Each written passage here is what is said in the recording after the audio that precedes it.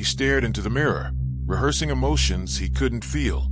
Smiling, frowning, crying, each expression a mask. But behind the mask was a killer, and no one suspected a thing. In this video, we delve into the chilling case of Daniel Harper, a man who appeared ordinary but harbored a dark secret. We'll explore how he manipulated those around him, the psychological traits that defined his actions, and the shocking twist that left investigators reeling. In the quiet town of Millfield, a series of disappearances went unnoticed. Daniel Harper, a respected community member, was the last person anyone suspected. But as the body count rose, patterns emerged. Each victim had a connection to Daniel. The challenge: unraveling the truth behind the facade. Daniel was the epitome of normalcy, friendly, helpful, and always present at community events. Neighbors described him as the guy you'd trust with your spare key. But beneath the surface, he studied human behavior meticulously, mimicking emotions to blend in. When Emily, a local college student, vanished, her friends recalled Daniel offering her a ride home. Police questioned him, but his alibi checked out. Surveillance footage, however, revealed inconsistencies. Daniel's car was seen near the woods, where Emily's belongings were found. As more individuals disappeared, a pattern formed. All victims had interacted with Daniel shortly before vanishing. Investigators noticed his uncanny ability to feign concern, often joining search parties and consoling grieving families. A breakthrough came when a maintenance worker reported a foul odor emanating from Daniel's basement. A search warrant led to a horrifying discovery: a hidden room containing personal items of the missing individuals, detailed journals, and photographs documenting their final moments. Confronted with evidence, Daniel remained eerily calm. He confessed, describing his actions with chilling detachment. He spoke of studying emotions, practicing expressions in the mirror, and viewing his crimes as experiments. Just as the case seemed closed, a new development shocked investigators. Forensic analysis of the journals revealed entries written by another hand. Further investigation uncovered Daniel's younger brother, Michael, had been involved, assisting in the abductions and documenting the victims' reactions. As authorities prepared to arrest Michael, he vanished without a trace. A note left behind read, "The experiment continues." The video ends with a montage of unsolved cases bearing similarities to Daniel's methods, suggesting that Michael might be continuing the deadly legacy. Daniel Harper wasn't just a killer. He was a psychopath hiding in plain sight, a man who wore emotion like a costume. But when investigators thought it was over, another name emerged: his younger brother, Michael. And just before vanishing, Michael left one message: "The experiment continues."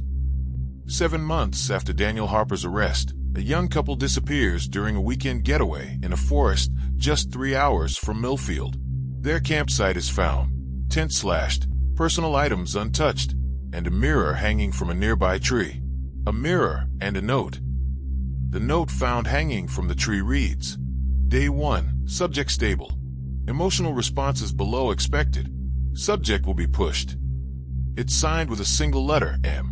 FBI profiler Lindsay Cruz is called back onto the case. She had been part of the original Harper investigation. She reads the note and immediately recognizes the format. It's nearly identical to Daniel's research logs. But there's something different, colder, more clinical, less detached curiosity, more methodical control. Whoever wrote this isn't copying Daniel. They're evolving his methods. Cruz turns to a colleague and mutters, "Michael isn't continuing Daniel's work. He's improving it." With Michael officially on the FBI's most wanted list, a nationwide manhunt begins. But Michael is a ghost. No credit card trail. No confirmed sightings. Every image is either blurry or inconclusive. He's one step ahead. Always. Then a breakthrough.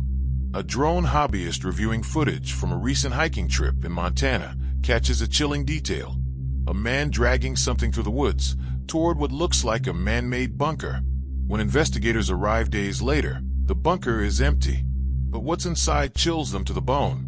Inside are steel restraints, noise-dampening foam, and a mounted two-way mirror.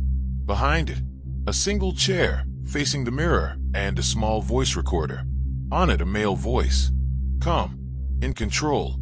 Day 6. Subject began screaming again. It's distracting. I've removed their tongue. Unlike Daniel, who killed to observe emotions, Michael's motivations run deeper. FBI profilers suggest that Michael isn't simply repeating Daniel's crimes. He's correcting them.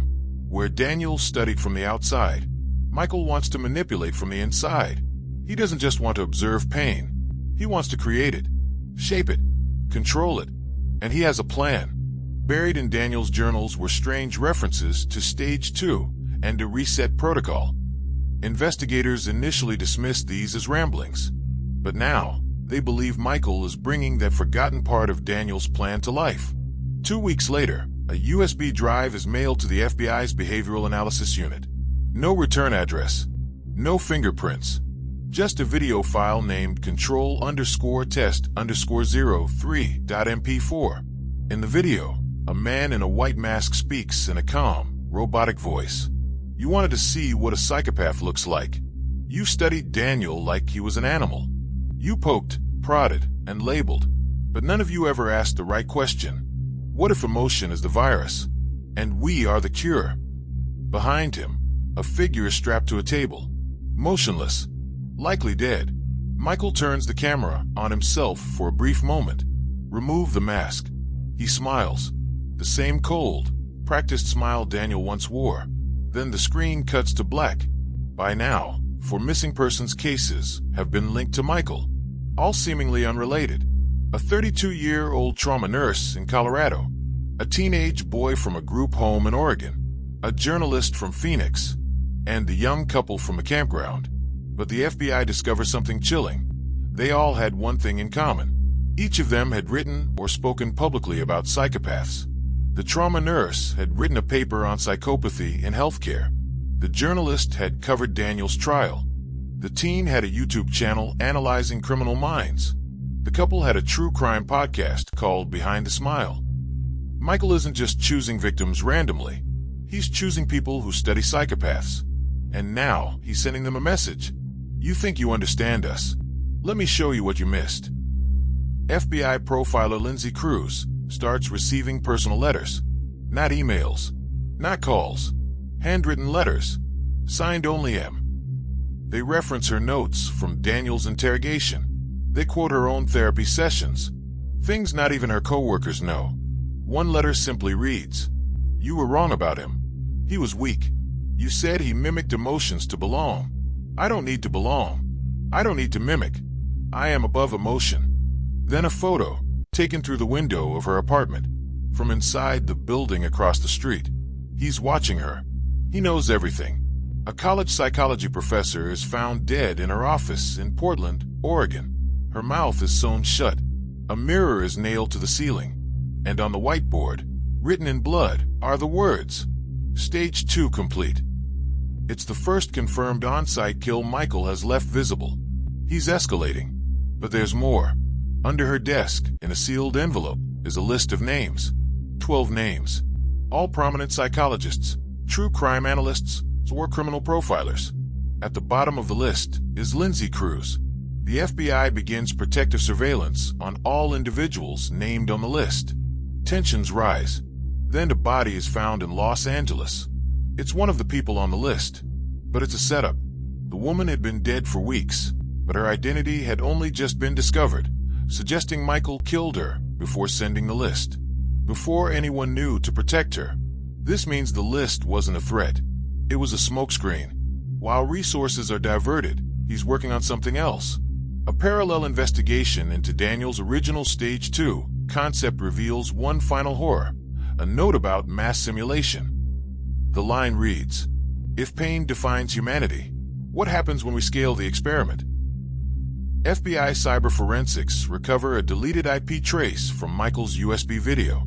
It leads to an abandoned university server in New Hampshire.